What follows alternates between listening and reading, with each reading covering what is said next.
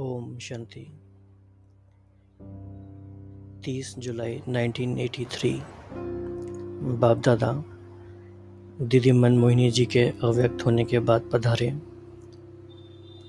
तो बाबा ने ऐसे प्रश्नों के जवाब दिए जो बच्चों के मन में चल रहे थे।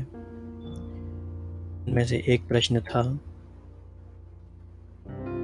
क्या कहें कि उल्हाना था कि हमारी मीठी दीदी को क्यों बुलाया।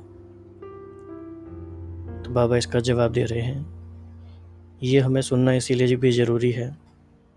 इससे हम समझ पाते हैं कि ड्रामा कैसे काम कर रहे हैं, बाबा कैसे कार्य करा रहे हैं और कार्मिक फिलॉसफी कैसे काम करती है। तो इस चित्र में हम देख सकते हैं बाप दादा के साथ बड़ी दादी और दीदी जी हैं। तो बाबा ने क्या कहा, बाप दादा बोले, जो सबको मीठी लगती वही बाप को मीठी लगेगी ना। अगर आवश्यकता ही मिठास की हो तो और किसको बुलाएं। मीठे से मीठे को ही बुलाएंगे ना।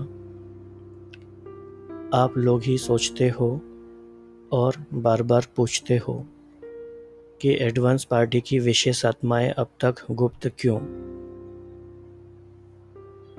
तो प्रत्यक्ष करने चाहते हो ना।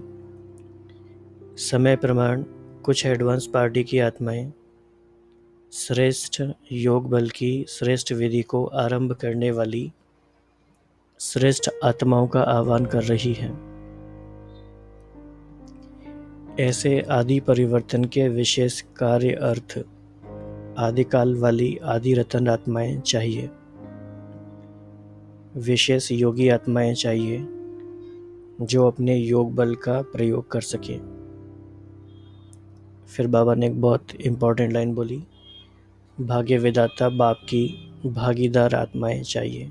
भाग्य विधाता यानी ब्रह्मा बाबा, उनकी भागीदार आत्माएं चाहिए। और योग बल की जो श्रेष्ठ विधि आरंभ होनी है उसके लिए श्रेष्ठ आत्माओं का आह्वान, उसके लिए आदिकाल वाली आत्माएं चाहिए, इसीलिए दीदी की ज़रूरत है।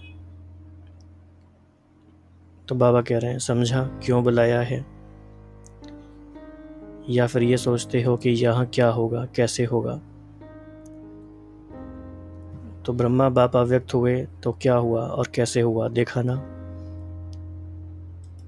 तो बेसिकली क्या है, कई बार हमें लगता है कि किसी आत्मा के जाने से कार्य कैसे होगा आगे, लेकिन बाबा ने ये ड्रामा में राज बताया है कि उस आत्मा की स्पीड और बढ़ जाती है सेवा करने की। जैसे ब्रह्मा बाबा के अव्यक्त होने के बाद सेवाओं की स्पीड बढ़ी, कम नहीं हुई, ऐसे ही दीदी जी के भी अव्यक्त होने के बाद सेवा की स्पीड बढ़ी, बड़ी दादी जी के जाने के बाद भी सेवाएं बढ़ी।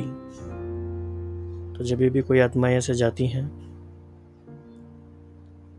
तो विशेष सेवा में वृद्धि होती है।